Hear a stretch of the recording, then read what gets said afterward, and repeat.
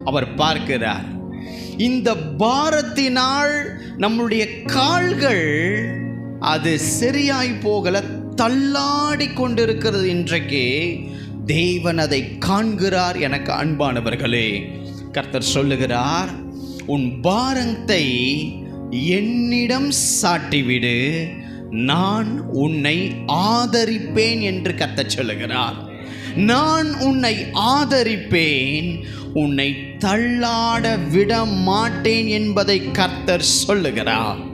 எத்தனை பேருடைய கால்கள் தள்ளாடி கொண்டிருக்கிறது?